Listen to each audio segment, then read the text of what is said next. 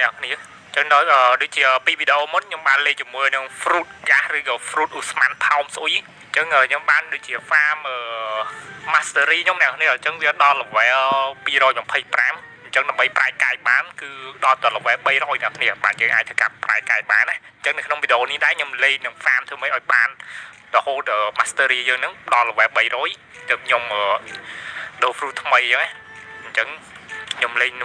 ង fruit gas ហ្នឹងសិនអ្នកនេះធ្វើម៉េចបានប្រាយកាយសិនតោះអញ្ចឹងឥឡូវយើងបន្តមក farm level របស់យើងគឺវាយពួកអាស៊ូវីនេះមួយណាយើងវាយពួកស៊ូវីនឹងផងយើង kill វាទៅវាបានឡើង level mastery យើងហើយមានគ្នាយើងបានប្រាប់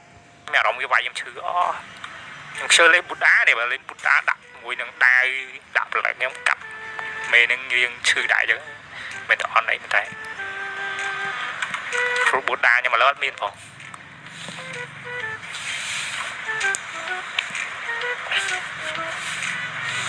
ចាំមើលប្រហែលជាលេង block fruit លើក្រោយប្រហែលជាខ្ញុំលេង fruit dragon ម្ដងអ្នកនេះព្រោះ dragon លើគេល្បីថាខ្លាំង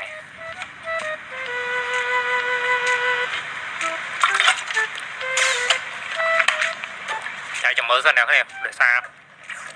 fruit dragon មាននេះវាថ្លៃយើងលេងប្រើអាសញ្ញាមេដៃនេះស្រួលជាងគេស្រួលដាក់ skill ជាងអូយចាប់ស្តាន់ហើយអូយអត់កាក់ទេរត់អូយសម្រុតមក color នេះវិញម៉ែចិត្តងាប់យើងមិនមែនគូបបាក់របស់វាទេមើលសម្ដាក់មក skill ពី skill វិញនៅណាបាត់តងយើងលុយដាក់ skill នេះយើងលុយដាក់ skill មកនេះវាតោះឡើយយើងចោះមកនេះសិនមកវាប៊ុំ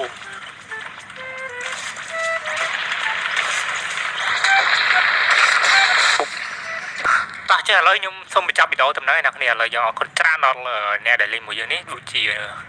នេះឈ្មោះគាត់ VIP អ្នកគ្នាយើងប្រាប់ក៏បានមុខអត់ដែរ